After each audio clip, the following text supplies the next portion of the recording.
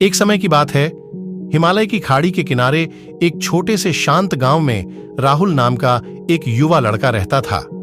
राहुल अपने क्रोधी स्वभाव और चंचल मन के कारण गांव भर में प्रसिद्ध था। उसका मन हर समय विचारों से भरा रहता था।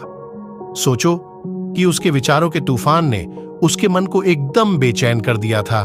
उसके जीवन से शांति मानो गायब हो गई थी और वह हमेशा अपने ही ख्यालों में खोया रहता था और तनावपूर्ण जीवन जी रहा था।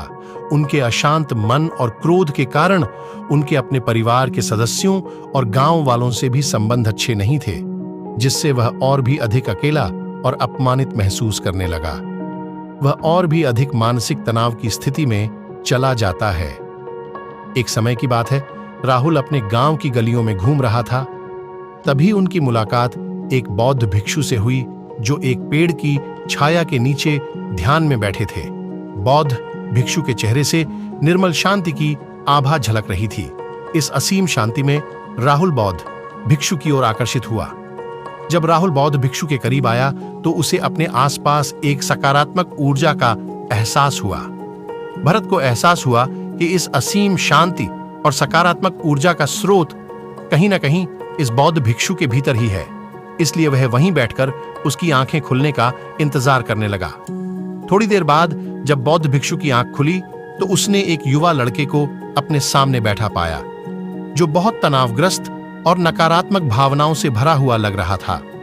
राहुल ने बौद्ध भिक्षु की ओर उदार भाव से देखा और बहुत विनम्रता से कहा, मालिक, मेरा मन बहुत अशांत है और मेरे मन के विचार मुझे खाए जा रहे हैं।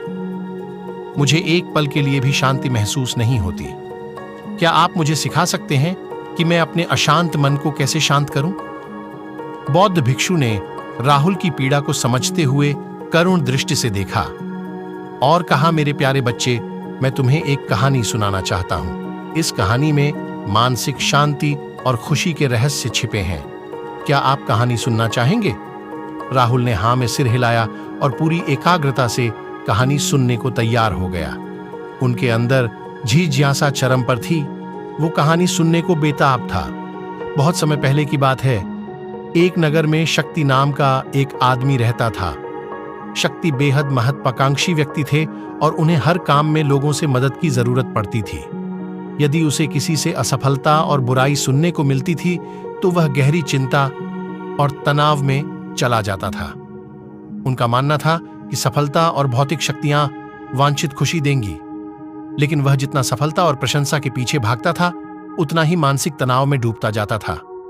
लेकिन अचानक शक्ति का सामना उस समय के मशहूर बौद्ध भिक्षु से हो गया, जिसका नाम महाकौशल था।